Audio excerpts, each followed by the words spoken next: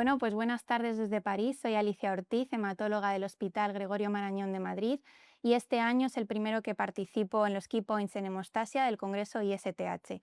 Hoy os voy a hacer un resumen de las sesiones que desde mi punto de vista han sido las más interesantes en el día de hoy. Voy a comenzar con las presentadas a primera hora de la mañana, que ha sido una sesión de actualización en trastornos hemorrágicos en pediatría y en la mujer, y querría destacar la presentada por la doctora O'Brien, que ha abordado los desafíos de la adolescencia en trastornos hemorrágicos y que ha comenzado pues recalcando lo que es un sangrado menstrual abundante aplicando la regla del 7-2-1, que consiste en aquel sangrado que tiene una duración igual o superior a 7 días, que requiere recambio del producto de higiene menstrual en menos de 2 horas, o bien que presenta expulsión de coágulos del tamaño superior a una moneda de 1 euro. Ha continuado la sesión comentando las opciones terapéuticas que tenemos en el sangrado menstrual abundante. Ha hablado del uso de los antifibrinolíticos, de los anticonceptivos hormonales combinados, destacando el papel de la píldora de estrógenos a dosis bajas, de 30 a 35 microgramos específicamente, y también se ha hecho referencia al uso del dispositivo intrauterino de liberación de levonorgestrel.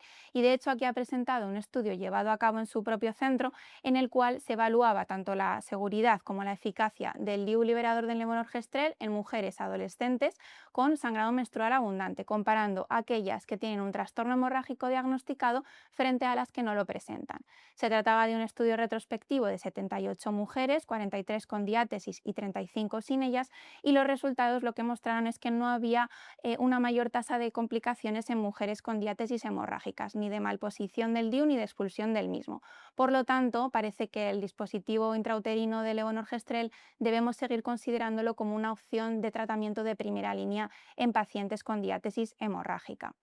Ha continuado también recalcando la asociación entre ferropenia y sangrado menstrual abundante. Y de nuevo aquí nos muestra los datos de su grupo de trabajo. Ellos evaluaron una cohorte de 114 pacientes que habían sido remitidas por sangrado menstrual abundante de manera consecutiva.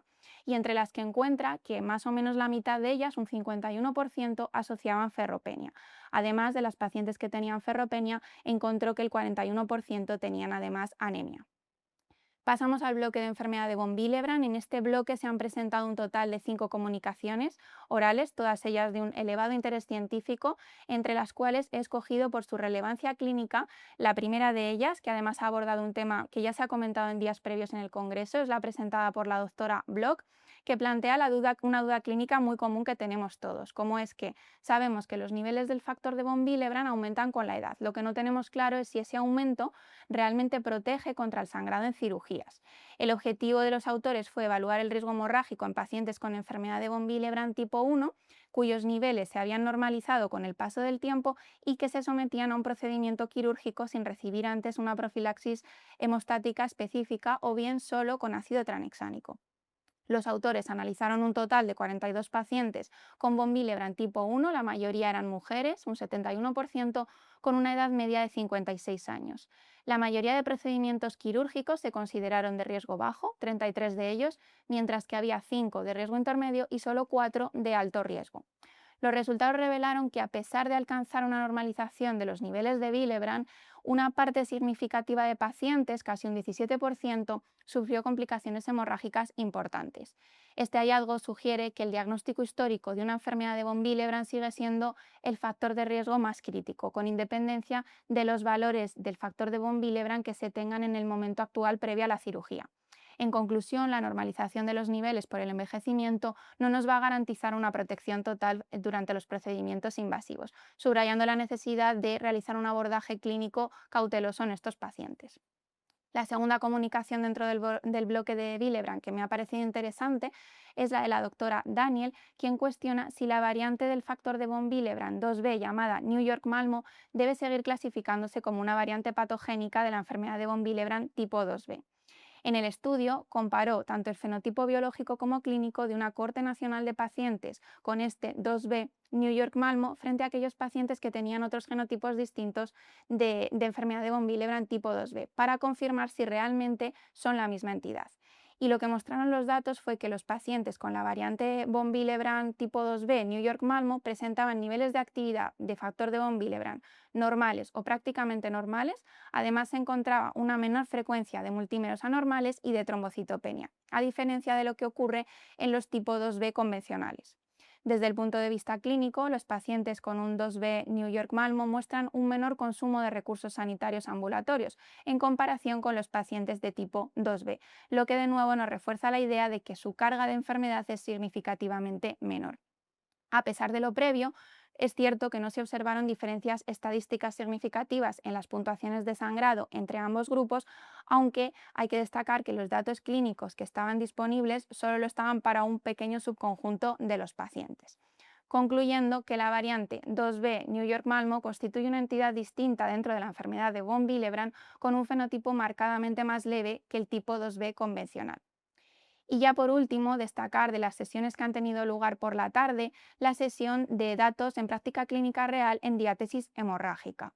Entre ellas me gustaría destacar las del grupo del Hospital de Vellore en India, que ha abordado el reto clínico del diagnóstico de los trastornos hemorrágicos de causa desconocida y cómo el carecer de un algoritmo diagnóstico puede llevar tanto al infra como al sobrediagnóstico de esta entidad. Tras analizar a más de 7.300 pacientes remitidos por sangrado durante casi una década, los autores aplicaron un algoritmo de pruebas diagnósticas estructurado en 3 niveles de complejidad, de menor a mayor complejidad. Un 19% de pacientes, tras aplicar las pruebas diagnósticas de complejidad de nivel 1 y 2, quedaban sin un diagnóstico de la causa de su sangrado. Sin embargo, lo más destacado es que gracias a las pruebas más avanzadas del tercer nivel, se logró rescatar a un 5% de esos pacientes que de otro modo no tendrían diagnóstico. Aún así, un 14% de pacientes de la corte, es decir, 1 de cada 7 pacientes, fue finalmente diagnosticado con un trastorno hemorrágico de causa desconocida, presentando un fenotipo de sangrado mayoritariamente mucocutáneo. Por lo tanto, la conclusión clave es que el trastorno hemorrágico de causa desconocida debe ser un diagnóstico exclusivamente de exclusión. Utilizar un proceso riguroso por etapas es fundamental para evitar diagnósticos prematuros y asegurar sobre todo que no pasamos por alto otras patologías hemorrágicas tratables. Eso es todo por hoy, espero que os haya parecido igual de interesante que a mí y con suerte nos vemos en el próximo ISTH del año que viene. Muchas gracias.